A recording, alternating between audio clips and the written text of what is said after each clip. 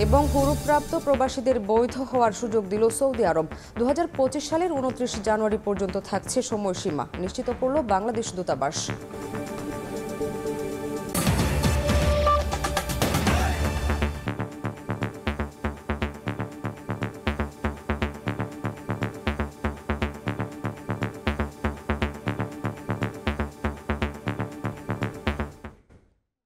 ভোরের সময়ের সঙ্গে আছি আমি শামীমা শাম্মী। ভাবে বিদেশি শক্তি ব্যবহার করে 21শে আগস্ট হামলা ঘটানো হয় বলে অভিযোগ করেছেন বিএনপির স্থায়ী কমিটির সদস্য মির্জা আব্বাস। তারেক রহমান ও বেগম খালেদা জিয়াকে ফাঁসাতেই আওয়ামী লীগ সরকার গল্প সাজায় বলেও মন্তব্য করেন তিনি। এদিকে হাইকোর্টের রায়কে স্বাগত জানিয়ে বিএনপির সিনিয়র যুগ্ম মহাসচিব রুহুল কবির রিজভী বলেন, তাদের দীর্ঘদিনের দাবি পূরণ হয়েছে। এর আগে রোববার সকালে জাতীয় প্রেস ক্লাবে স্বাধীনতা, গণতন্ত্র ও ভোটের অধিকার শীর্ষক আলোচনা সভায় বক্তব্য রাখেন বিএনপির স্থায়ী কমিটির সদস্য মির্জা আব্বাস।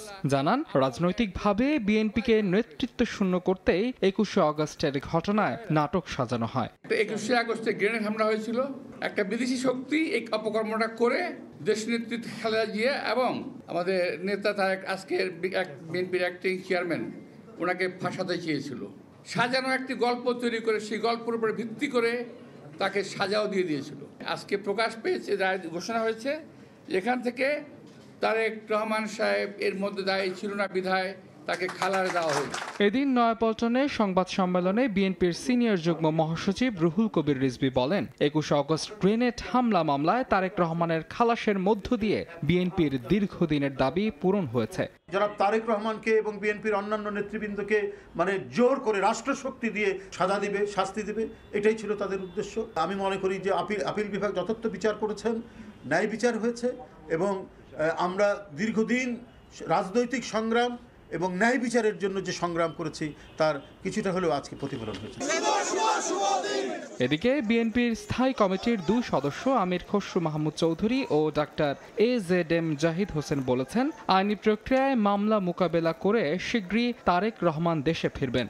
আমরা খুবই আশাবাদী উনি বাংলাদেশে ফেরত আসবে এবং বাংলাদেশ উনি সসম্মানে ইনশাল্লাহ বাংলাদেশ জাতীয়তাবাদী দলের ভারপ্রাপ্ত চেয়ারম্যান সসম্মানে বাংলাদেশে ফেরত আসবে, চলে আসবেন। উনি তো সব মামলা ইচ্ছা করলে তো অনেকের মামলা খারিজ করে দিয়েছেন একটা সরকারি অর্ডার প্রক্রিয়ার মাধ্যমে, সেটা উনি করতে চাচ্ছেন না।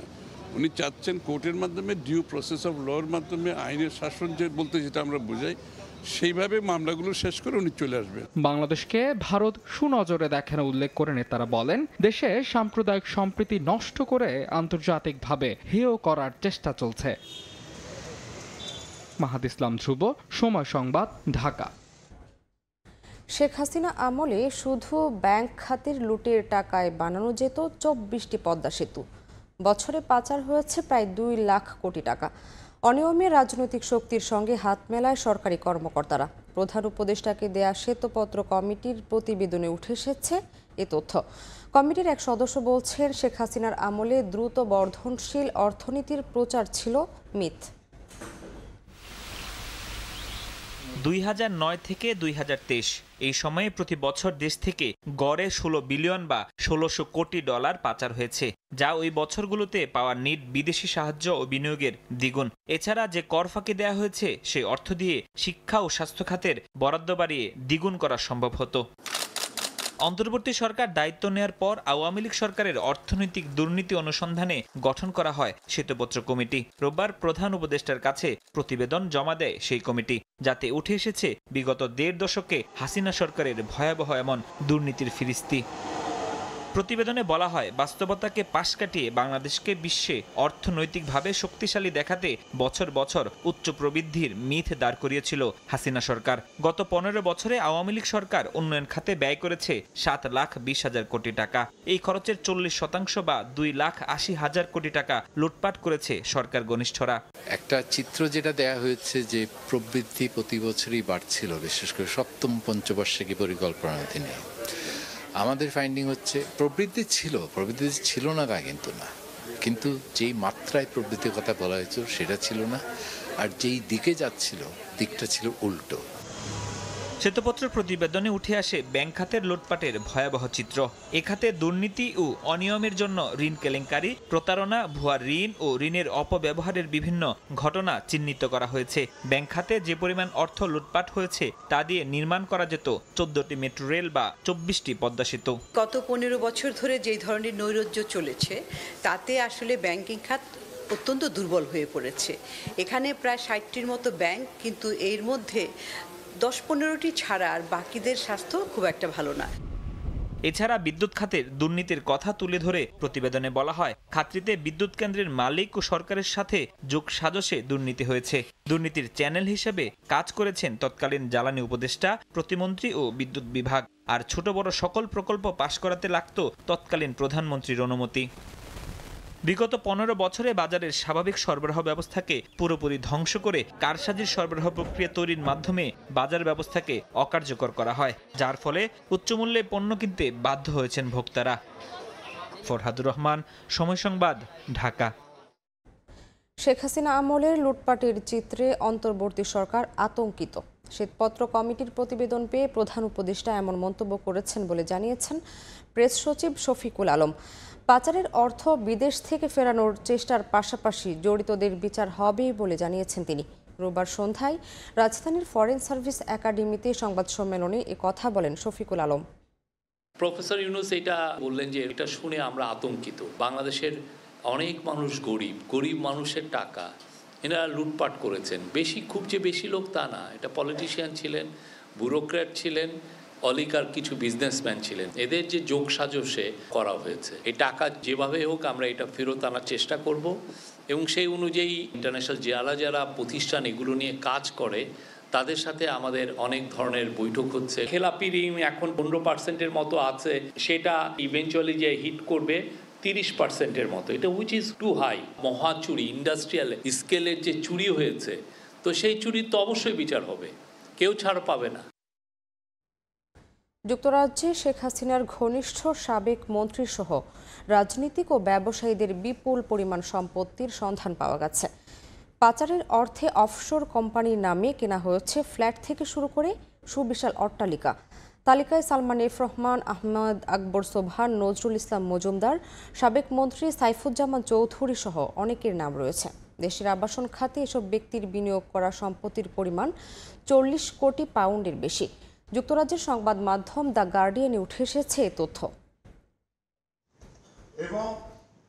যুক্তরাজ্যে বিলাসবহুল ফ্ল্যাট থেকে শুরু করে অট্টালিকার মালিক হয়েছেন ক্ষমতাচ্যুত প্রধানমন্ত্রী শেখ হাসিনার ঘনিষ্ঠরা। এ তালিকায় রয়েছেন সাবেক প্রধানমন্ত্রীর বেসরকারি শিল্প ও বিনিয়োগ বিষয়ক উপদেষ্টা সালমান এফ রহমান, বসুন্ধরা গ্রুপের চেয়ারম্যান আহমেদ আকবর সোবহান, সাবেক ভূমিমন্ত্রী সাইফুজ্জামান চৌধুরী, নাসা গ্রুপের চেয়ারম্যান নজরুল ইসলাম মজুমদার ও তাদের পরিবারের সদস্যরা। ব্রিটিশ সংবাদ মাধ্যম অবজারভার ও বার্লিন ভিত্তিক দুর্নীতি বিরোধী প্রতিষ্ঠান ট্রান্সপারেন্সি ইন্টারন্যাশনালের যৌথ অনুসন্ধানে জানা যায়, এসব ব্যক্তিদের নামে দেশটির বিভিন্ন স্থানে প্রায় 350টি সম্পত্তি রয়েছে। যুক্তরাজ্য ও দেশটির বাইরের বিভিন্ন প্রতিষ্ঠানের নামে এই সম্পত্তির বেশিরভাগ কেনা হয়েছে। এ নিয়ে প্রতিবেদন প্রকাশ করেছে দ্য গার্ডিয়ানও। সালমানের পরিবারের সদস্যদের লন্ডনের মেফেয়ার এলাকার গ্রোসভেনর স্কয়ারে 7টি বিলাসবহুল অ্যাপার্টমেন্টের মালিকানা বা মালিকানায় অংশীদারিত্ব রয়েছে। এগুলোর বেশিরভাগই অফশোর কোম্পানির মাধ্যমে কেনা। এর মধ্যে 2022 সালের মার্চ মাসে 2,67,50,000 পাউন্ডে একটি অ্যাপার্টমেন্ট কিনেছিল সালমানের ছেলে আহমেদ শায়ান এফ রহমান। সেখানে 3,55,00,000 পাউন্ডে কেনা একটি ফ্ল্যাটও রয়েছে।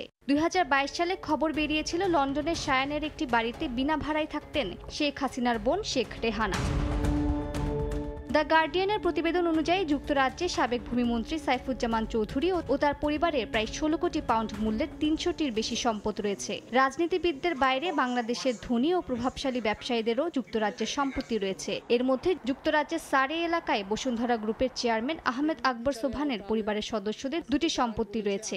1,30,00,000 পাউন্ড দিয়ে অফশোর কোম্পানির মাধ্যমে এসব সম্পত্তি কেনা হয়েছে। এছাড়া এলাকাটি পরিদর্শনের সময় আহমেদ আকবর সোবহানের এক ছেলের মালিকানাধীন একটি অট্টালিকা সন্ধান পেয়েছে অবজারভার।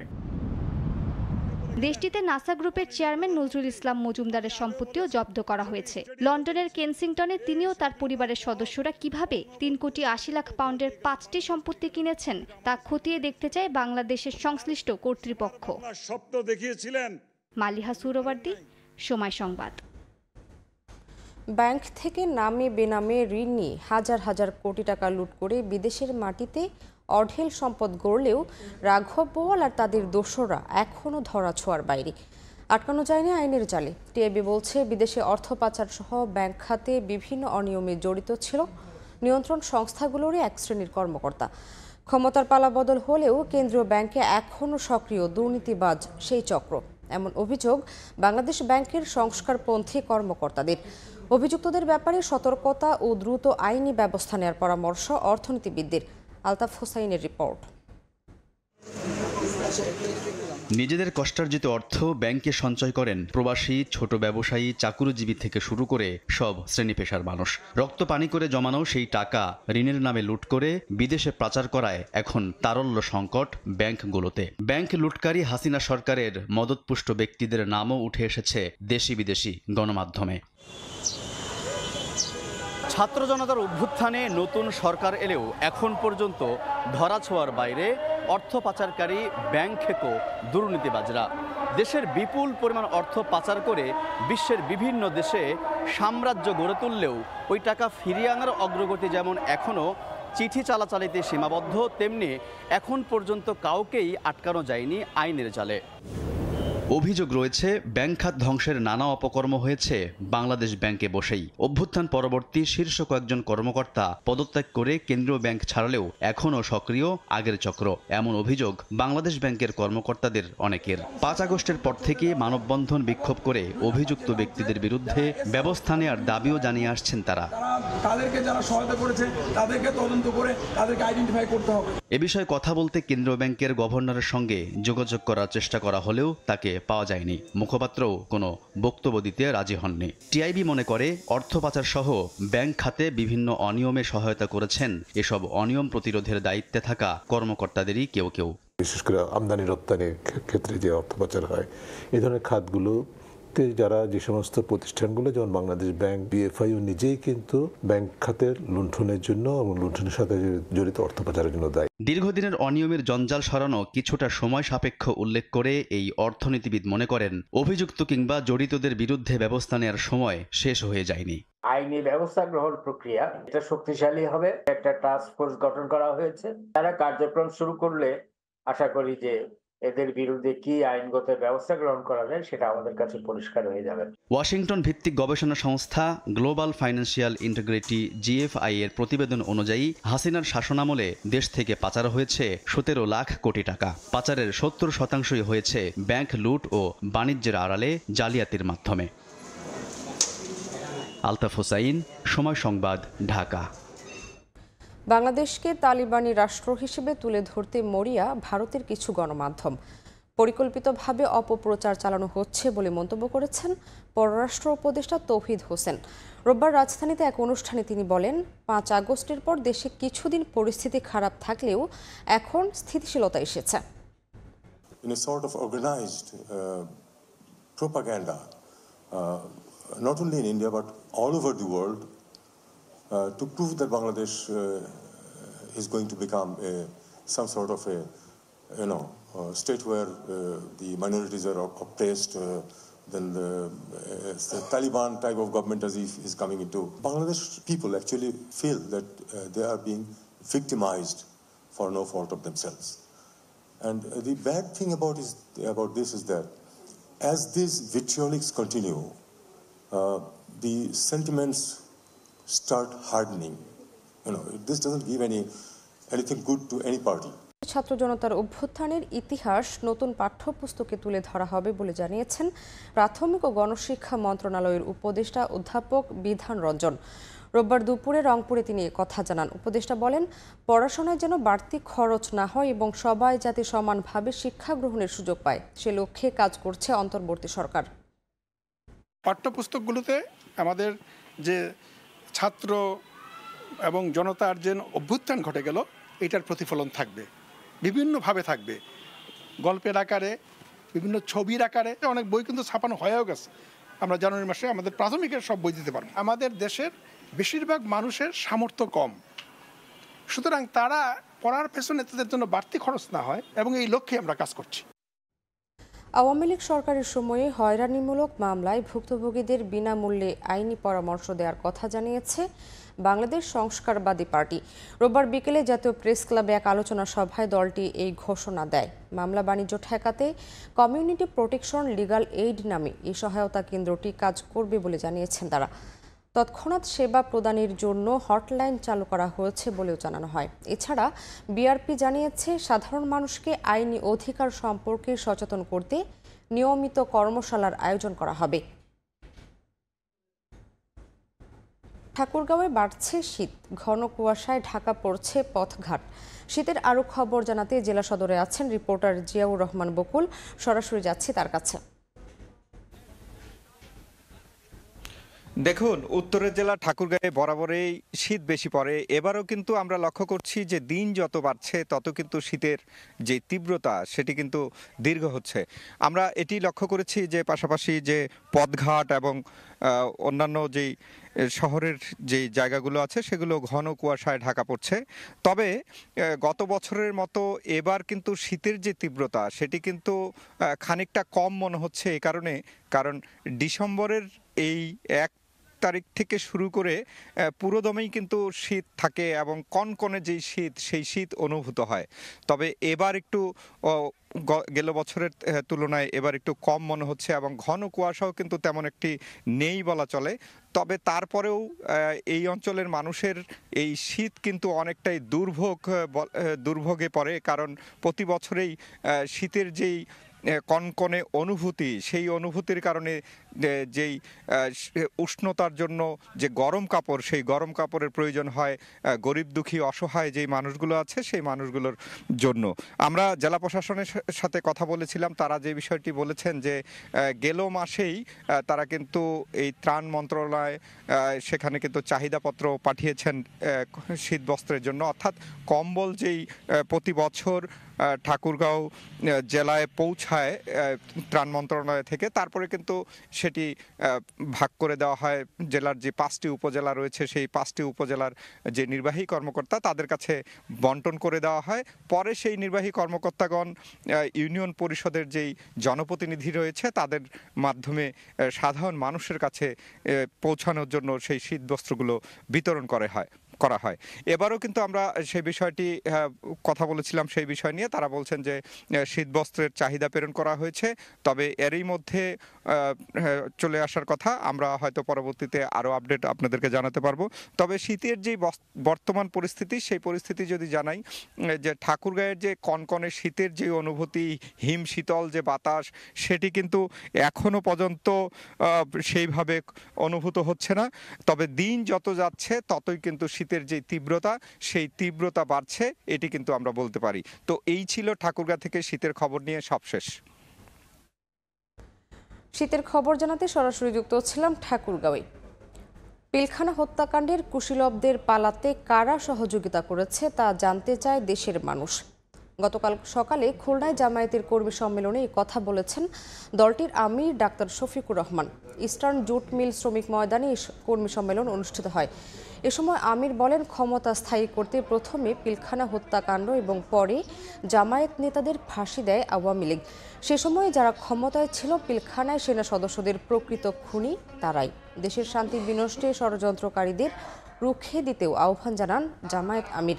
বলেন, বিদেশি প্রভুদের না মেনে জাতীয় স্বার্থে দল মত নির্বিশেষে সবাইকে ঐক্যবদ্ধ থাকতে হবে। কর্মী সম্মেলনের আগে নড়াইল সদরে এক পথসভায় অংশ নেন শফিকুর রহমান। ঢাকার পিলখানায় তৎকালীন বিডিআরের সদর দপ্তরে বাংলাদেশের দেশপ্রেমিক সেনাবাহিনীর 57 জন চৌকস প্রতিশ্রুতিশীল সেনা অফিসারকে তারা নির্দয়ভাবে হত্যা করেছিল। লাশগুলা নির্মমভাবে সেদিন ড্রেনের পানিতে ভাসিয়ে দিয়েছিল। কতিপয় লাশ তারা গুম করে ফেলেছিল। আলো নিভিয়ে অন্ধকারে তারা মানুষ খুন করে নির্বিঘ্নে তাদেরকে পালিয়ে যেতে দেওয়া হয়েছিল। কারা এই নেপথ্যে খুনের নেপথ্যের নায়ক, কারা ষড়যন্ত্রকারী, কারা সিদ্ধান্তকারী, কারা সিদ্ধান্ত বাস্তবায়নকারী, আজও বাংলাদেশের মানুষ তা জানতে পারেননি। কারণ যারা ক্ষমতায় ছিল তারাই প্রকৃত খুনি ছিল। অনিয়ন্ত্রিত নিত্যপণ্যের দাম এবং আইনশৃঙ্খলা পরিস্থিতির উন্নতি না হওয়ায় জনগণ অন্তর্বর্তী সরকারের উপর ক্ষুব্ধ হচ্ছেন বলে মন্তব্য করেছেন গণ অধিকার পরিষদের সভাপতি নুরুল হক নূর। গতকাল বিকেলে পটুয়াখালী পৌর শহরের নতুন বাজারে এক সভায় মন্তব্য করেন তিনি।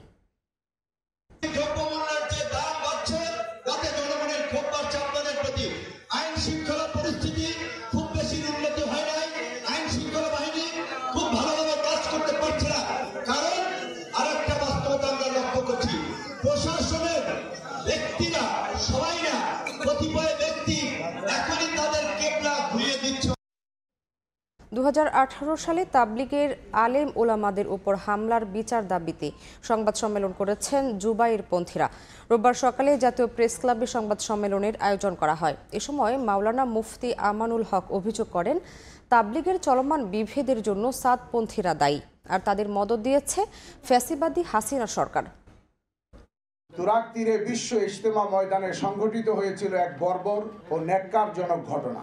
ভারতের মাওলানা সাদ সাহেবের অনুসারী পথভ্রষ্ট সাদপন্থীদের আক্রমণে রক্তাক্ত হয়ে উঠেছিল বিশ্ব ইজতেমা ময়দান। দুঃখজনকভাবে সে সময় ফ্যাসিবাদী আওয়ামী সরকার ও তার সহযোগিতায় পুলিশ নিষ্ক্রিয় ভূমিকা পালন করে। আমরা চাই জনগণের এই সরকার বিচার বিভাগীয় তদন্ত কমিশনের মাধ্যমে অতি সংক্ষিপ্ত সময়ের মধ্যে 1 ডিসেম্বর 2018 এর টঙ্গী ইজতেমা ময়দানে সাদপন্থীদের নৃশংস হামলা ও হতাহতের ঘটনার তদন্ত সম্পন্ন করবেন, অপরাধীদের শনাক্ত করবেন এবং ন্যায় বিচার। মানুষকে সেবা দেওয়ার মনোভাব সৃষ্টিতে জনপ্রশাসনিক কাঠামোগত পরিবর্তনের সুপারিশ করবে জনপ্রশাসন সংস্কার কমিশন। কমিটির প্রধান আব্দুল মুঈদ চৌধুরী জানিয়েছেন, চলতি মাসে চূড়ান্ত সুপারিশপত্র জমা দেয়া হবে। জনমুখী, দক্ষ ও নিরপেক্ষ জনপ্রশাসন গড়তে গঠিত জনপ্রশাসন সংস্কার কমিশনের 11তম বৈঠক শেষে তিনি একথা বলেন। এ সময় জনপ্রশাসন মন্ত্রণালয়ের সিনিয়র সচিব বলেছেন, জনপ্রশাসন না বলে জনসেবা এবং ক্যাডারের বদলে বিসিএস ডিসিপ্লিনের নাম ব্যবহারের সুপারিশ করা হবে। কমিশনের 11তম বৈঠক শেষে তারা একথা বলেন। ক্যাডার শব্দটার সাথে অনেকের একটা নেগেটিভিটি থাকে। অনেকগুলো প্রস্তাব দেব, তার মধ্যে একটা থাকবে যে এই ক্যাডার শব্দটা বাদ দিয়ে যার যে service, civil service administration, civil service health, কয়েকটা অফিস সম্পর্কে মানুষের একেবারে নেগেটিভ ধারণা। এসি ল্যান্ড অফিস সম্পর্কে বাজে ধারণা। রেজিস্ট্রি অফিসের করাপশনটা এমন লেভেল, কোনো অভিযোগ নাই, কারণ শেয়ারিংটা ইজ সো সায়েন্টিফিক। কাঠামোগত পরিবর্তনের জন্য সুপারিশ করব। যে সংবিধানের সংস্কারের কথা বলা হচ্ছে, নির্বাচনের সংস্কারের কথা বলা হচ্ছে, এগুলো খুব গুরুত্বপূর্ণ। 3 মাস সময়ে এটা করা খুব কঠিন, তবু আমরা চেষ্টা করব সরকারের নির্দেশ মতো 3 মাসের মধ্যে এটা করতে আর কি। সিপিডি সবসময় স্রোতের বিপরীতে দাঁড়িয়ে গবেষণা করেছে। ছাত্র জনতার জুলাই বিপ্লবেও অবদান রেখেছে। বেসরকারি গবেষণা প্রতিষ্ঠানটির 30 বছরের পথ চলা নিয়ে রাজধানীর মহাখালীতে আয়োজিত অনুষ্ঠানে ভিডিও বার্তায় কথা বলেছেন প্রধান উপদেষ্টা ডক্টর মোহাম্মদ ইউনূস। অংশীজনরা বলেন, নানা সময়ে বিরোধী মত দমন করা হয়েছে, যে চ্যালেঞ্জটি এখনও থেকে গেছে। এ সময় জনস্বার্থে চালিয়ে যাওয়ার কথা দেন সিপিডির প্রতিষ্ঠাতা চেয়ারম্যান ডক্টর রেহমান সোবহান। 1993 থেকে 2024, 30 পার করে 31 বছরে centre for policy dialogue CPD এই 3 দশকের পথ চলায় অংশীজনদের নিয়ে রোববার রাজধানীর ব্র্যাক সেন্টারে দিনব্যাপী বিভিন্ন সেমিনারের আয়োজন করে গবেষণা প্রতিষ্ঠানটি। আয়োজনে অংশ নিয়ে সরকারের নীতি নির্ধারণে জনমত গড়ে তুলতে সিপিডির উদ্যোগের প্রশংসা করেন ব্যবসায়ী, রাজনীতিবিদ, অর্থনীতিবিদ ও বিশিষ্টজনেরা। বলেন, সমালোচনা করার চ্যালেঞ্জ এখনো থেকে গেছে। একটা বিনীত অনুরোধ থাকলো সিপিডির কাছে যে সমালোচনা করা ভালো, তির্যক সমালোচনাও ভালো, কিন্তু একই সাথে বুঝতে হবে যে আমাদের প্রাইভেট সেক্টর কিন্তু সাংঘাতিক দুঃসময়ের মধ্যে দিয়ে যাচ্ছে। একটা অল্টারনেটিভ ভয়েস হিসেবে, একটা অল্টারনেটিভ ইন্টারপ্রিটেশন হিসেবে, বিশেষ করে অফিসিয়াল গভর্নমেন্টের ন্যারেটিভটা, ডেভেলপমেন্ট ন্যারেটিভ, উন্নয়নের যে বয়ান, তার বিপরীতে একটা অল্টারনেটিভ দাঁড় করিয়েছে। We all feel that we're in an atmosphere that things have changed, or things are likely to have changed. What I can say is that basically, in some cases, people have changed, but their practices have not changed. এক video বার্তায় প্রধান উপদেষ্টা জানান, নিজের কর্মজীবনের প্রতিফলন দেখতে পান সিপিডির কার্যক্রমে। বলেন, বরাবরই স্রোতের বিপরীতে দাঁড়িয়ে কাজ করেছে জুলাই বিপ্লবে অবদান রাখা প্রতিষ্ঠানটি। একটি গণতান্ত্রিক, ন্যায়ভিত্তিক ও জবাবদিহিমূলক সমাজ প্রতিষ্ঠায় সিপিডি সবসময় সচেষ্ট থেকেছে। সাম্প্রতিক ছাত্র জনতার গণ অভ্যুত্থানের মনন সৃষ্টিতে সিপিডির গবেষণা ও জনসচেতনামূলক কার্যক্রম অশেষ ভূমিকা রেখেছে। আগামীতেও গণমানুষের জন্য কাজ করার প্রতিশ্রুতি দেন সিপিডির প্রতিষ্ঠাতা চেয়ারম্যান অধ্যাপক রেহমান সোবান। গবেষণার মাধ্যমেই দেশ ও সমাজ গড়ার প্রত্যয় ব্যক্ত করেন সিপিডির সম্মাননীয় fellow doctor Debapriya. This was a pioneering process. Today this process is proliferating. We hope this journey will continue. এমন কিছু করতে হবে যাতে দেশের মানুষের পরিবর্তন হয়। আমাদের মতো যারা সুযোগ পেয়েছি পড়াশোনা করার, সমাজে প্রতিষ্ঠা পাওয়ার, আমাদের সেই দায়টা সর্বদা মনে রাখার জন্য সিপিডি ওই দায়বদ্ধতা থেকে কাজ করে। এ সময় বাংলাদেশের ভবিষ্যৎ অগ্রগতির জন্য নির্বাচনে সকল রাজনৈতিক দলের অংশগ্রহণ নিশ্চিত করার আহ্বান জানায় সিপিডি। MS আরিফিন, সময় সংবাদ, ঢাকা। বা $200 কোটি ছাড়ালো।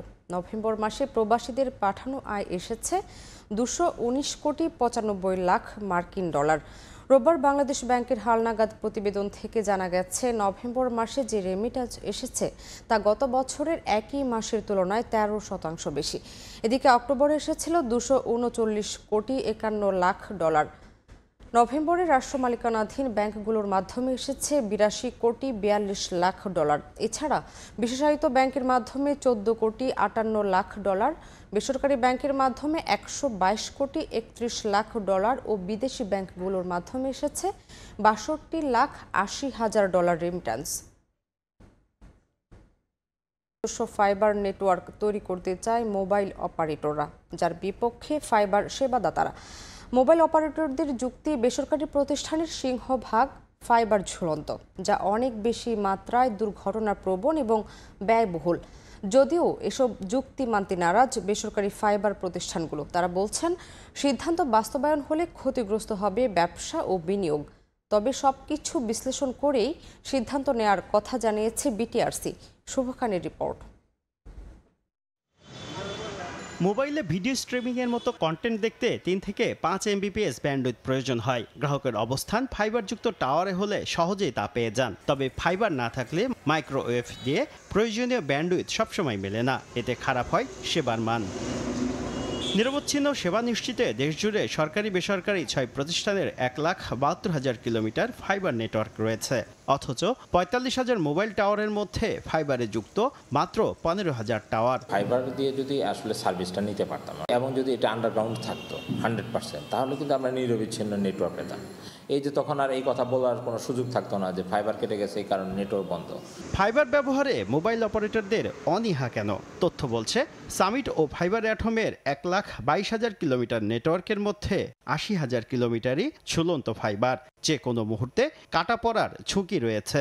DWDM মেশিন আমদানির অনুমতি না থাকায় সরকারি ফাইবারও কার্যকরভাবে ব্যবহার করতে পারে না মোবাইল অপারেটররা।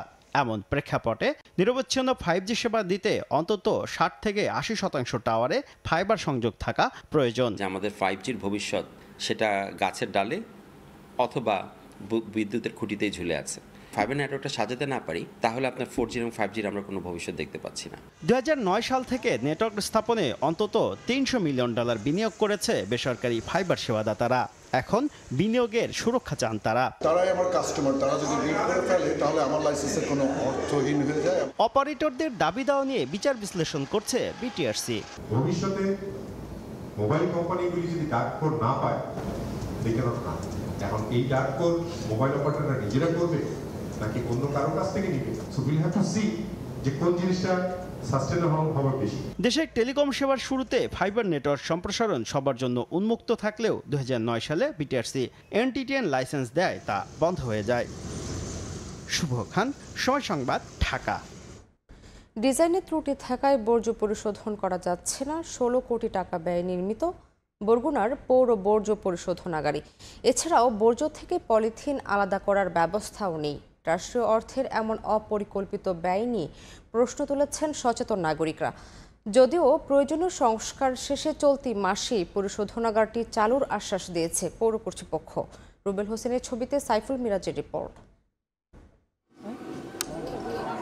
2 দশকেরও বেশি সময় ধরে বরগুনা শহরের ঘনবসতিপূর্ণ সোনাখালী এলাকায় এভাবেই ফেলা হচ্ছে বর্জ্য। এতে পরিবেশ দূষণের পাশাপাশি বিভিন্ন রোগে আক্রান্ত হচ্ছেন স্থানীয়রা।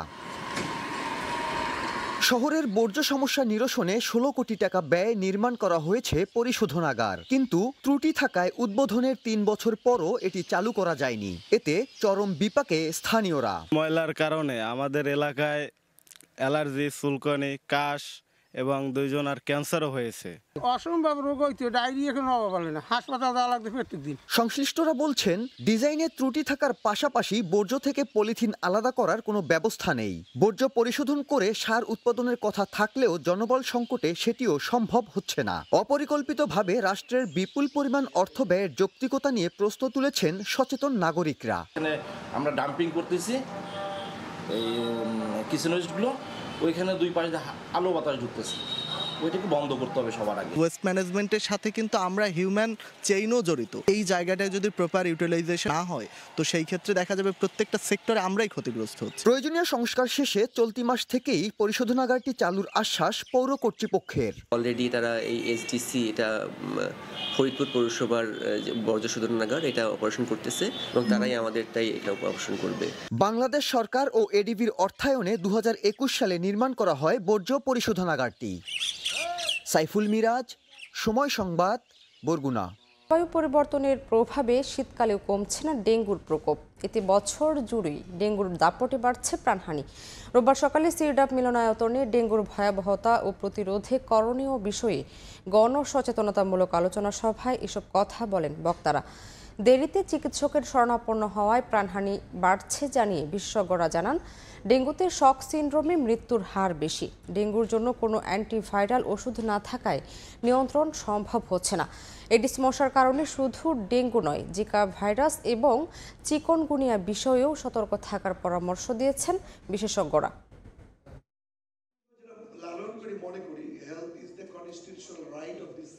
বাচ্চারা এমনি সবসময় চঞ্চল থাকে, যখনই নিস্তেজ হয়ে যায় তখনই বুঝতে হবে যে কোনো সমস্যা। একদম ব্লাড প্রেশার নাই, নন রেকর্ডেবল, তখনও বাচ্চা খেলাধুলা করছে, কিন্তু এরকম বাচ্চারাই কিন্তু খুব তাড়াতাড়ি খুব খারাপ ফেসে চলে যায়। প্রিভেনশন ইজ বেটার দ্যান কিউর, এবং এটা সঙ্গত কারণে আমরা জানি ডেঙ্গু একটি প্রতিরোধযোগ্য রোগ, এটাকে প্রতিরোধ করা সম্ভব।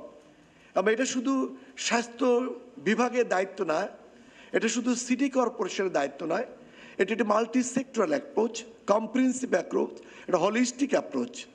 সেই অ্যাপ্রোচ নেওয়ার জন্য সংশ্লিষ্ট সবাই বারবার বসেন, প্রতিবার বসেন, কিন্তু সময় এসেছে কম্প্রিহেন্সিভ ওয়েতে এটাকে ভেবে দেখার। দেশের ক্রান্তিকালে জাতির স্বার্থে কাজ করছে সেনাবাহিনী, জানিয়েছেন সেনাপ্রধান জেনারেল ওয়াকারুজ্জামান। সশস্ত্র বাহিনী দিবস উপলক্ষে সকালে অবসরপ্রাপ্ত সেনা সদস্যদের সংবর্ধনা ও সেনাবাহিনীর শান্তিকালীন পদক প্রদান অনুষ্ঠানে কথা বলেন তিনি। অনুষ্ঠানে খেতাবপ্রাপ্ত ও বীর মুক্তিযোদ্ধা সেনা সদস্য এবং তাদের নিকটাত্মীয়দের সঙ্গে কুশল বিনিময় করেন সেনাপ্রধান। একই সঙ্গে 2023-24 অর্থ বছরে বীরত্বপূর্ণ কাজের স্বীকৃতি হিসেবে 5 জনকে সেনাবাহিনী পদক, 5 জনকে অসামান্য সেবা পদক ও 18 জনকে বিশিষ্ট সেবা পদক প্রদান করেন সেনাপ্রধান। সেনাবাহিনী দেশের ক্রান্তিকালে অনেক ভালো কাজ করে যাচ্ছে। দেশ এবং জাতি এই সেনাবাহিনীর কাছে কৃতজ্ঞ। দিনরাত সেনার সদস্যরা পরিশ্রম করে যাচ্ছে দেশের আইন শৃঙ্খলা রক্ষার কাজে। দেশ এবং জাতি গঠনের বিভিন্ন কাজে আমরা নিয়োজিত আছি। ইউএন মিশনে আমরা কাজ করে যাচ্ছি, বিশ্ব শান্তি রক্ষায় আমরা কাজ করে যাচ্ছি। একটু ডিফিকাল্ট সময় পার করতে হবে আমাদের, এবং আমরা যেন দেশ এবং জাতিকে একটা ভালো জায়গায়, একটা নিরাপদ জায়গায় নিয়ে যেতে পারি, সেজন্য আমাদের জন্য দোয়া। অবহেলায় পিরোজপুরে নষ্ট হচ্ছে ফেরি বিভাগের কোটি কোটি টাকার সম্পদ। তদারকি না থাকায় মরিচা পড়ে নষ্ট হচ্ছে এসব ফেরি ও পন্টুন, আবার চুরি হয়ে যাচ্ছে মালামাল। এ অবস্থায় অকেজো ফেরি ও পন্টুন অকশনে তুলতে কর্তৃপক্ষকে চিঠি দিয়েছে সড়ক ও জনপথ বিভাগ। জিয়াউল হকের তথ্য, ছবিতে রিপোর্ট। নদীবেষ্টিত জনপদ পিরোজপুর জেলার মধ্যে অনেক নদীনালা এবং চারপাশে কচা, কালীগঙ্গা ও বলেশ্বরের মতো বড় বড় নদী থাকায় যোগাযোগের মাধ্যম হিসেবে ফেরি খুবই গুরুত্বপূর্ণ। পিরোজপুরের বর্তমানে 11টি স্থানে ফেরি সার্ভিস চালু রয়েছে। সদরের বলেশ্বর, ইন্দুরকানী ও কচা নদীর বেকুটিয়ার পয়েন্টে এবং বৈঠাকাটা সড়কের দীর্ঘা ও কালীগঙ্গা নদীতে সেতু হওয়ায় ওইসব স্থানের ফেরি ও পল্টনগুলো অকেজ অবস্থায় পড়ে আছে। মরিচা পড়ে নষ্ট হচ্ছে মালামাল, আবার রাতের আন্ধারে ফেরি ও পল্টনের লোহা কেটে নিয়ে যাচ্ছে চোর চক্র। ফেরিগুলো এখানে বসে জং পড়ে নষ্ট হয়ে যাইতেছে, কোটি কোটি টাকার সম্পদ সরকারের। সরকার ইচ্ছে করলে এগুলো মেরামত করে অন্য কোথাও যেখানে খেয়া চলে সেখানে দিতে পারে। অকেজ ফেরি ও পল্টনগুলো অকশনে তুলতে কর্তৃপক্ষকে চিঠি দিয়েছে সড়ক ও জনপথ বিভাগ। প্রপার যে বিধিবিধান মেনে সরকারি অকশনের মাধ্যমে এই অব্যবহৃত যে পন্টুন বা ফেরির অংশবিশেষ রয়েছে সেগুলির জন্য একটা যথার্থ ব্যবস্থা গ্রহণ করা হবে। জেলায় মোট 12টি ফেরি ও পল্টন অকেজ অবস্থায় পড়ে আছে, যার বেশিরভাগ মালামাল ইতিমধ্যেই চুরি হয়ে গেছে। সময় সংবাদ, পিরোজপুর। নিয়মনীতির তোয়াক্কা না করে ভোলার তেঁতুলিয়া নদীতে অবৈধভাবে চলছে বালু উত্তোলন। এলাকাবাসীর অভিযোগ, 4 প্রভাবশালীর নিয়ন্ত্রণে পুরো সিন্ডিকেট। বালু উত্তোলনের কারণে জনভোগান্তির পাশাপাশি নষ্ট হচ্ছে প্রাকৃতিক ভারসাম্য। শিগগিরই বালু তোলা বন্ধে কঠোর ব্যবস্থা নেওয়ার আশ্বাস জেলা প্রশাসনের। উৎপল দেবনাথের ছবিতে নাসির উদ্দিন লিটনের রিপোর্ট। ভর দুপুরে ভোলার বুরহানুদ্দিনের তেঁতুলিয়া নদী থেকে ড্রেজার মেশিন দিয়ে বাল্ক হেডে তোলা হচ্ছে বালু। গণমাধ্যম কর্মীদের উপস্থিতি টের পেয়ে কাজ বন্ধ করে নৌযানগুলো পাশের খালে নোঙ্গর করে পালিয়ে যান শ্রমিকরা। অভিযোগ উঠেছে, প্রশাসনের নাকের ডগায় 2 মাস ধরে তেঁতুলিয়া নদী থেকে অবৈধভাবে বালু তুলতে ব্যবহার করা হচ্ছে 11টি ড্রেজার। এরপর প্রতিদিন 30 থেকে 40টি বাল্ক হেডে নেওয়া হচ্ছে অন্য এলাকায়। যেখান থেকে বালু তোলা হচ্ছে সেটি সরকার ঘোষিত কোনো বালু মহল নয়। এলাকাবাসী জানান, উপজেলার 4 প্রভাবশালীর নিয়ন্ত্রণে পুরো সিন্ডিকেট। এছাড়া সদর উপজেলার ভেদুরিয়া থেকে চরফেশনের নজরুলনগর পর্যন্ত তেঁতুলিয়া নদীর প্রায় 90 কিলোমিটার এলাকায় দৈনিক বালু তুলছে শতাধিক ড্রেজার। আমরা কবির মিয়ার অধীনে বালি কাটি, কবির মিয়া আমাকে 60 পয়সা করে রেট নেয়। বাড়ি ঘরে চরমার সব ভাঙ্গে যাইতে গিয়ে তো আমার ক্ষতি হইতো। সংশ্লিষ্টরা বলছেন, অবৈধভাবে বালু উত্তোলনে একদিকে জনগণের ভোগান্তি বাড়ছে, অন্যদিকে ভারসাম্য নষ্ট হচ্ছে প্রকৃতির। কোটি কোটি টাকার বাণিজ্য, অথচ সরকারি ট্যাক্স পায় না অবৈধ বালু উত্তোলনের কারণে। কোনো রকম সার্ভিস ছাড়া বালু উত্তোলন করার ফলে প্রকৃতি এবং জীববৈচিত্র্যের উপর হুমকির সম্মুখীন হবে। অবৈধভাবে বালু উত্তোলন বন্ধে অভিযান আরো জোরদারের আশ্বাস জেলা প্রশাসনের। খতিয়ে দেখবো যে আসলে বালিমহল সেখানে ঘোষণা করা যাবে কিনা। আপাতত কোনো পরিকল্পনা না। স্থানীয় প্রশাসনের তথ্য মতে গত 1 মাসে তেঁতুলিয়া নদীতে অভিযান চালিয়ে 5 লাখ টাকা জরিমানা আদায় করা হয়েছে। এছাড়া একটি ড্রেজার জব্দ করে থানায় নিয়মিত মামলা করা হয়। নাসির উদ্দিন লিটন, সময় সংবাদ, ভোলা। দীর্ঘ 1 দশক ধরে বরগুনার সুবন্ধি খালে জমে আছে কচুরিপানা। এতে খালের পানি ব্যবহার থেকে বঞ্চিত হচ্ছেন অন্তত 20টি গ্রামের প্রায় 2.5 লাখ মানুষ। পানি উন্নয়ন বোর্ড বলছে, কচুরিপানা অপসারণের জন্য প্রকল্প হাতে নেওয়া হয়েছে। রুবেল হোসেনের ছবিতে সাইফুল মিরাজের রিপোর্ট। দেখে মনে হতে পারে এটি সবুজের গালিচা বিছানো পথ কিংবা মাঠ, আসলে তা নয়, এটি একটি খাল। বরগুনার আমতলীর সুবন্ধি খালে কচুরিপানা জমে এমন অবস্থা। স্থানীয়রা জানান, 1 দশকের বেশি সময় ধরে খালটির কচুরিপানা অপসারণ না করায় নানামুখী সমস্যায় পড়েছেন 20টি গ্রামের প্রায় 2.5 লাখ মানুষ। পানি দূষিত হয়ে স্থানীয় বাসিন্দাদের নানা রোগবালাই লেগেই থাকে। এছাড়াও পানি সংকটে বাসিন্দারা। কৃষি নির্ভর এই এলাকায় কচুরিপানার কারণে খালে নৌযান চলাচল বন্ধ হয়ে যাওয়ায় উৎপাদিত ফসল পরিবহনে বিপাকে পড়েছেন কৃষকরাও। বছর পর বছর এই খালে কচুরি পরিমাণে যাতায়াতে বা চলাফেরায় নানান বিলে অসুবিধা হইতেছে। মশা মাছি এগুলো তো এই ইতি জন্মায়। গরু বাছুর নেওয়াইতে পারে না, খুবই একটা পানির সংকট। পানি উন্নয়ন বোর্ড জানিয়েছে, 15 কিলোমিটার দৈর্ঘ্যের সুবন্ধি খালের কচুরিপানা অপসারণের জন্য 1,92 লাখ টাকা ব্যয়ে একটি প্রকল্প হাতে নেওয়া হয়েছে। এছাড়া খালের পানি প্রবাহ নিশ্চিত করতে সংযোগ খালগুলোর খনন কাজ চলছে। অনুকরণ কাজ সমাপ্ত হলে আমরা কচুরিপানা অপসারণ কাজ শুরু করব। এর আগে 2021 সালে সুবন্ধি খালের কচুরিপানা অপসারণের জন্য 2,25 লাখ টাকা ব্যয়ে একটি প্রকল্প হাতে নেয় পানি উন্নয়ন বোর্ড। তবে পরিকল্পনা কমিশনের আপত্তিতে প্রকল্পটি বাস্তবায়ন হয়নি। সাইফুল মিরাজ, সময় সংবাদ, বরগুনা। রিয়াদ মেট্রোর প্রথম পর্যায়ের উদ্বোধনের মধ্য দিয়ে সৌদি আরবের পরিবহন ব্যবস্থায় নতুন দিগন্ত উন্মোচন করেছে। পরিবহন ব্যবস্থার এই উদ্যোগকে সৌদি ভিশন 2030-এর একটি গুরুত্বপূর্ণ অংশ হিসেবে দেখা হচ্ছে। বিশেষজ্ঞদের মতে এই প্রকল্প শহরের যানজট কমানোর পাশাপাশি কার্বন নিঃসরণ হ্রাস ও অর্থনীতিতে ব্যাপক ভূমিকা রাখবে। স্থানীয় সময় রোববার সৌদি আরবে রিয়াদ মেট্রো প্রকল্পের প্রথম পর্যায়ে জনসাধারণের জন্য উন্মুক্ত করা হয়েছে। 3টি মেট্রো লাইন চালুর মধ্য দিয়ে 176 কিলোমিটার দীর্ঘ এই প্রকল্পের যাত্রা শুরু হলো। এটি রাজধানীর ব্যস্ততম এলাকাগুলোকে একত্রিত করে একটি আধুনিক পরিবহন নেটওয়ার্ক তৈরি করবে। পুরো মেট্রো প্রকল্পে 6টি লাইন ও 85টি স্টেশন রয়েছে। এতে 190টি স্বয়ংক্রিয় ট্রেন ব্যবহার করা হবে, যা দৈনিক একসঙ্গে 36 লাখ যাত্রী পরিবহন করতে সক্ষম। এছাড়া এটি রিয়াদের জনবহুল এলাকা, বিমানবন্দর সহ শিক্ষা প্রতিষ্ঠান ও চিকিৎসা কেন্দ্রের সঙ্গে সরাসরি সংযোগ স্থাপন করবে। চালুর মাধ্যমে রিয়াদ শহরের দীর্ঘদিনের যানজট সমস্যার সমাধান হবে বলে আশা করা হচ্ছে। আগামী 16 ডিসেম্বর মেট্রোর দ্বিতীয় পর্যায়ে 2টি লাইন চালু হবে এবং শেষ লাইনটি চালু হবে 2025 সালের 5 জানুয়ারি। বিশেষজ্ঞদের মতে এই প্রকল্প কার্বন নিঃসরণ হ্রাস এবং অর্থনৈতিক কার্যক্রমকে উৎসাহিত করবে। আমি সত্যিই খুব খুশি যে এই প্রকল্পটি অবশেষে বাস্তবায়িত হয়েছে। রিয়াদের মতো বড় শহর যেখানে যানজট লেগেই থাকে, সেখানে এই মেট্রো প্রকল্প শহরের সৌন্দর্য আরো বাড়িয়ে তুলছে। যদিও এটি বাস্তবায়নে শত শত কোটি ডলার ব্যয় হয়েছে, আমি মনে করি এই অসাধারণ সাফল্যের জন্য এই খরচ একদম সঠিক সিদ্ধান্ত ছিল। 2030 সালের বিশ্ব এক্সপো এবং 2034 সালের ফিফা বিশ্বকাপ আয়োজনের প্রস্তুতিতেও এই মেট্রো প্রকল্প গুরুত্বপূর্ণ ভূমিকা রাখবে বলে অনেকে আশা করছেন।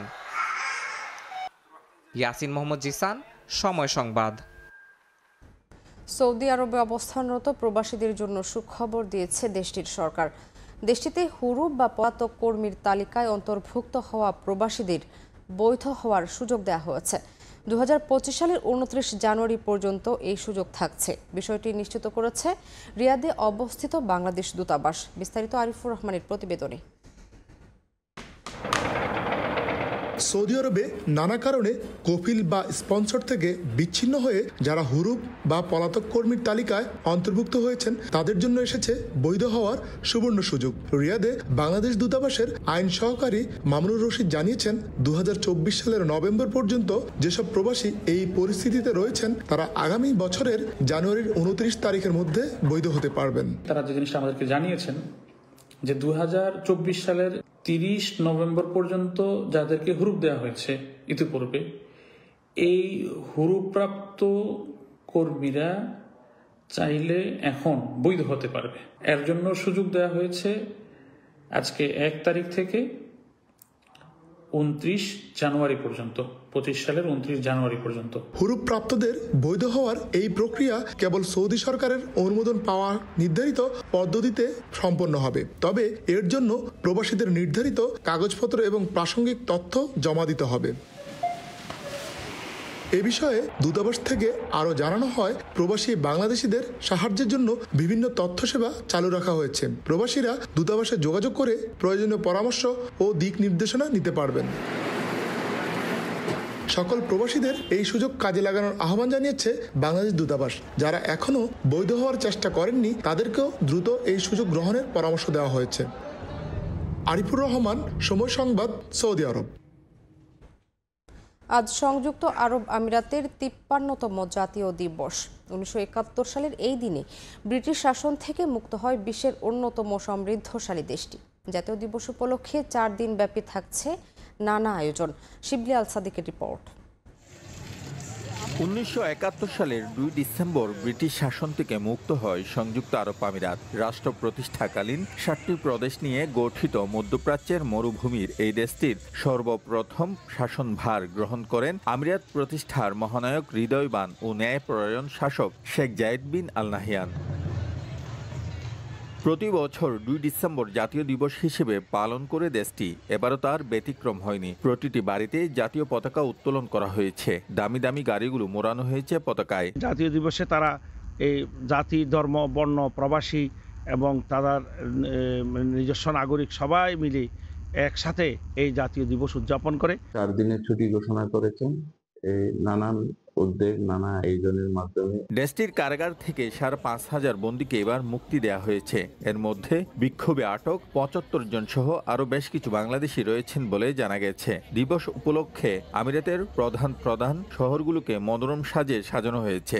4 দিন ব্যাপী বুর্জ আল খলিফা এবং বুর্জ আল আরব সহ একাধিক স্থাপনায় আতশবাজির উৎসব সহ দেশটির ইতিহাস ঐতিহ্য নিয়ে থাকছে নানা আয়োজন। অত্যন্ত আনন্দের সহিত আমরা বাঙালি কমিউনিটি যারা আছে এখানে, যারা ব্যবসা বাণিজ্য করি, আমাদেরকে যোগে যোগে আরব আমিরাতে অত্যন্ত সুযোগ সুবিধা এবং ফ্যাসিলিটি দিয়ে যাচ্ছে। স্বাধীন দেশের মতন ঘুরতেছি, এনজয় করতেছি, খুব ভালো। আমরা বাঙালিরা এখন স্বাধীনভাবে আছি। 1971 সালের ডিসেম্বর মাসে বাংলাদেশ এবং সংযুক্ত আরব আমিরাত কাছাকাছি সময়ের মধ্যে বিজয় অর্জন করে। ফলে দুটি দেশের প্রধান রাষ্ট্রীয় দিবসে প্রবাসী বাংলাদেশিদের মাঝে বাড়তি উৎসাহ উদ্দীপনা দেখা দেয়। আমিরাতের জাতীয় দিবস পালনের পাশাপাশি বাংলাদেশের বিজয় দিবস উদযাপনে প্রবাসীদের ব্যাপক আয়োজন রয়েছে এবার। এই দেশটি গড়ার পিছনে প্রবাসী বাংলাদেশিদের যে অবদান রয়েছে তা ইতিহাসের স্বর্ণাক্ষরে লেখা থাকবে। শিবলি আল সাদিক, সময় সংবাদ, সংযুক্ত আরব আমিরাত। মিয়ানমারের নৌবাহিনীর বিরুদ্ধে থাইল্যান্ডের মাছ ধরার নৌকা লক্ষ্য করে গুলির অভিযোগ উঠেছে। এ সময় প্রাণ বাঁচাতে পানিতে ঝাঁপ দিলে এক জেলের মৃত্যু হয়। আটক করা হয়েছে ৩১ জেলেকে। এদের মধ্যে 4 জন থাইল্যান্ডের এবং 27 জন মিয়ানমারের নাগরিক বলে জানা গেছে। এক বিবৃতিতে থাইল্যান্ডের প্রতিরক্ষা মন্ত্রণালয়ের মুখপাত্র জানান, থাইল্যান্ডের 2টি মাছ ধরার নৌকা মিয়ানমারের সমুদ্র সীমায় প্রবেশ করলে গুলি ছোড়ে মিয়ানমারের নৌবাহিনী। আটক হওয়া জেলেদের ফিরিয়ে আনতে মিয়ানমার নৌবাহিনীর সঙ্গে আলোচনা চলছে বলে জানান তিনি। একই সঙ্গে কোনো আন্তর্জাতিক আইন লঙ্ঘন হয়েছে কিনা তা খতিয়ে দেখতে তদন্তের নির্দেশ দিয়েছেন থাইল্যান্ডের প্রধানমন্ত্রী। বিপিএল এর খবর। জমকালো আয়োজনে উন্মোচন হলো বিপিএল একাদশ আসরের মাস্কট। জুলাই অভ্যুত্থান থেকে অনুপ্রাণিত হয়ে যার নাম রাখা হচ্ছে ডানা 36। পাশাপাশি তারুণের উৎসব নামেও নতুন আয়োজনের ঘোষণাও এসেছে, যেখানে কেবল ক্রিকেট নয়, ফুটবল, কাবাডি সহ বার্ষিক সাংস্কৃতিক প্রতিযোগিতার মাধ্যমে সারা দেশ থেকে প্রতিভাবানদের তুলে আনা হবে।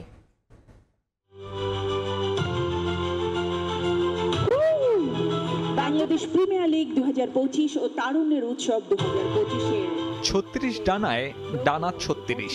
36শে জুলাইয়ের গণ অভ্যুত্থানের স্মরণে তৈরি করা হয়েছে বিপিএল এর মাস্কট। শান্তির প্রতীক পায়রার মাধ্যমে নতুন দেশ গড়ার স্লোগান এবারের আসরে। চমকের প্রত্যাশা আগে থেকেই ছিল, সে প্রত্যাশা পূরণের শুরুটাও হলো। শুধু ক্রিকেট নয়, ফুটবল থেকে শুরু করে এই আয়োজনে উপস্থিত ছিল স্কুল পড়ুয়া শিক্ষার্থীরাও। প্রধান অতিথি হিসেবে আসেন যুব ক্রীড়া উপদেষ্টা আসিফ মাহমুদ সজীব ভুঁইয়া। এই আয়োজন সফল করতে সরাসরি সম্পৃক্ত থাকায় অন্তর্বর্তীকালীন সরকারের মাননীয় প্রধান উপদেষ্টা ডক্টর মোহাম্মদ ইউনূস স্যারকে বিশেষভাবে ধন্যবাদ জানাতে চাই। বিপিএলকে ঘিরে নানান পরিকল্পনার আনুষ্ঠানিক ঘোষণা এলো এদিন এ মঞ্চ থেকে। মুগ্ধ কর্নার থেকে বিনামূল্যে পাওয়া যাবে বিশুদ্ধ পানি, গ্যালারিতে জিরো ওয়েস্টের ব্যবস্থা সহ থাকছে আরো অনেক কিছু। যেই থিম নিয়ে করা হচ্ছে, আমার মনে হয় যে খেলা তো খুবই গুরুত্বপূর্ণ, তার সাথে আমরা যদি খেলাটাকে সবাইকে সম্পৃক্ত করতে পারি, যেটা আগে কখনো হয়নি, এবার নতুন করে আমরা চেষ্টা করব। আমার মনে এটা খুবই ভালো একটা উদ্যোগ।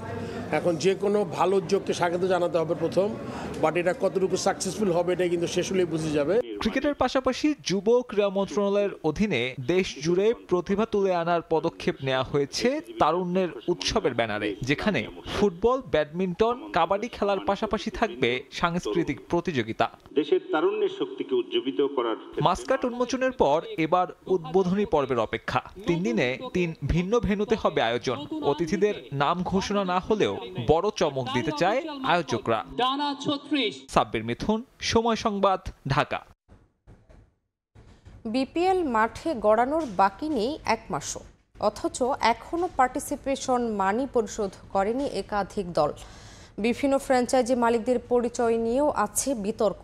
এসবের পাশাপাশি বিসিবিকে চাপে রেখেছে Shakib Al Hasan issue. Champions trophy তো দূরের কথা, এই অলরাউন্ডারের বিপিএলে অংশগ্রহণের সম্ভাবনাও এখন নেই বললেই চলে। 5 তারকা হোটেলে মাস্কট উন্মোচন, 3 ভেন্যুতে 3টি ভিন্ন কনসার্ট, যেখানে দেখা যাবে বিশ্ববরণ্য নামি দামি শিল্পীদের। অর্থের এত কারিগরি খরচের মাঝে উপেক্ষিত কেবল মাঠের ক্রিকেট। বাংলাদেশ জাতীয় ক্রিকেট দলের 11তম আসরে এসেও লভ্যাংশ ভাগাভাগিতে রাজি নয় বিসিবি। পাপনের নেতৃত্বাধীন বোর্ডের সমালোচনায় মুখর থাকা ফারুক আহমেদের দাবি, ঘরোয়া ক্রিকেটের সবথেকে বড় উৎসবে নাকি লাভের চেয়ে ক্ষতি বেশি। প্রতিদিন এই যে ভিক্ষুকের মতো যে স্পন্সরের কাছে যে দাঁড়ায় থাকি, কেউ টাইম দেয় না, এই ধরনের অনুষ্ঠান না করে আমাদেরকে কিছু ফান্ডিং করেন। বোর্ড সভাপতির ভাষায় বিপিএল অলাভজনক হলেও পার্টিসিপেশন ফি আদায়ে উদার বিসিবি। এখনো টাকা পরিশোধ করেনি দুর্বার রাজশাহী। অদৃশ্য ইশারায় চিটাগাং কিংসের বকেয়া 9 কোটির বেশি টাকা কমিয়ে আনা হয় 3.5 কোটিতে, যদিও সে টাকাটাও এখনো বুঝে পায়নি ক্রিকেট বোর্ড। নেগোসিয়েশন করে আমরা একটা রেট করেছি, এখনও প্রথম চেকটা পাইনি। চিটাগাং কিংসের কম ছিল, ওইটা আমরা একটা পর্যায়ে এনেছি, বাট ওই বাকি টাকাটাতে এখনও পাইনি, বাট আমি আশা করছি এই চলাকালীন সময় পেয়ে যাব। এসব বিতর্কের পাশাপাশি ফারুক আহমেদের গলার আরেক কাটার নাম সাকিব ইস্যু। চ্যাম্পিয়ন্স ট্রফিতে এই অলরাউন্ডারের খেলা না খেলা নিয়ে সোজাসাপটা উত্তর নেই। বিসিবি সভাপতি আবারও এই ইস্যু ঠেলে দিয়েছেন সরকারের কোর্টে। একটা ফ্র্যাঞ্চাইজি লিগ খেলা, দেশের জন্য খেলা এক কথা না, আপনার প্রিপারেশন হয়, টিমের জেলটা দরকার হয় খুব বেশি। সো এটা যদি করতে পারছে না এখন, আসলে মানে ও আমার মনে খুব বড় একটা মেন্টাল স্টেটে নাই দেশের জন্য খেলার জন্য আমার মনে হয়। একের পর এক ইস্যুতে নতুন দায়িত্বে চাপ বাড়ছে ফারুক আহমেদের ওপর। এবারে বিপিএলের সবথেকে বড় চমক ডানা 36। শান্তির প্রতীক পায়রার উপর নির্ভর করে এই মাস্কট তৈরি করা হলেও এবারের বিপিএলকে ঘিরে শান্তি নেই। শান্তি নেই কারণ ফ্রাঞ্চাইজিদের সব ফ্রাঞ্চাইজি ফি এখন পর্যন্ত পরিশোধ করা হয়নি এবং সাকিব আল হাসান ইস্যুতে এখন পর্যন্ত বিসিবি সিদ্ধান্ত গ্রহণ করতে পারেনি। এত সব অশান্তির ভিড়ে বিপিএলের নতুন আসর কতটুকু শান্তি যোগাবে ক্রিকেট প্রেমীদের মনে, সেটাই এখন দেখার অপেক্ষা। সাব্বির মিথুন, সময় সংবাদ, ঢাকা। রংপুরের পীরগঞ্জ থেকে বিকেএসপিতে ভর্তি হয়েছিলেন ফুটবলার হতে। এরপর পড়াশোনায় বিরতি দিয়ে অংশ নেন মালয়েশিয়ায় অনুষ্ঠিত আয়রনম্যান 70.3 আর সেখানেই বাজিমাত। নিজের ক্যাটাগরিতে দ্বিতীয়ত হয়েছেনই, যোগ্যতা অর্জন করেছেন বিশ্ব চ্যাম্পিয়নশিপে অংশগ্রহণের পাশাপাশি নাম লিখিয়েছেন দেশের প্রথম আয়রন লেডি হিসেবে। মারিয়া ফেরদৌসি আখতারের গল্প শুনেছেন সাব্বির মিথুন।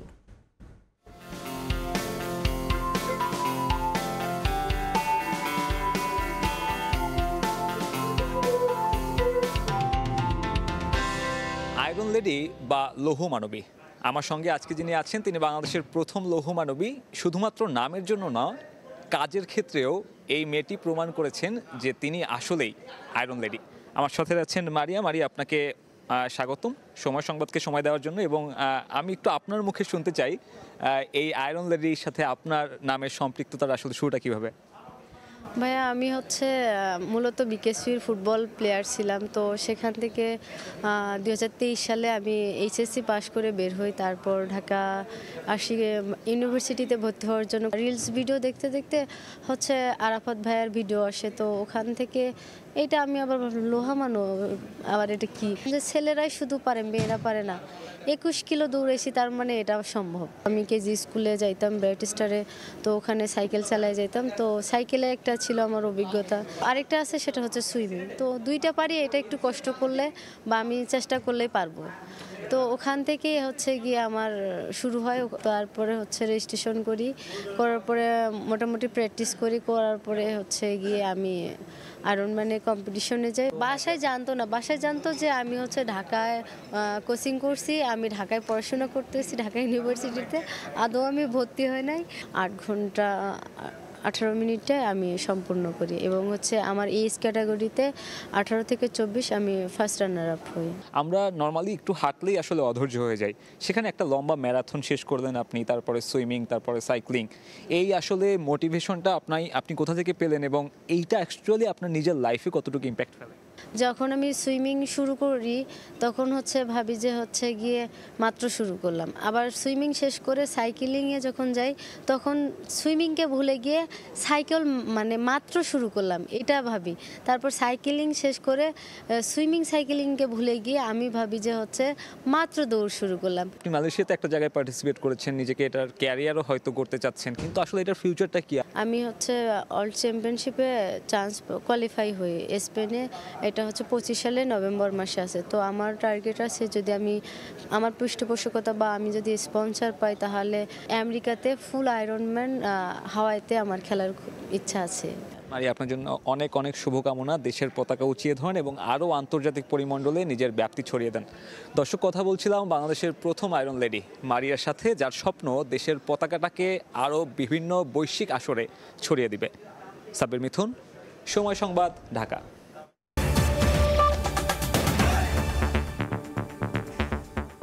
এ ছিল ভোরের সময়। সঙ্গেই থাকুন সময়ের।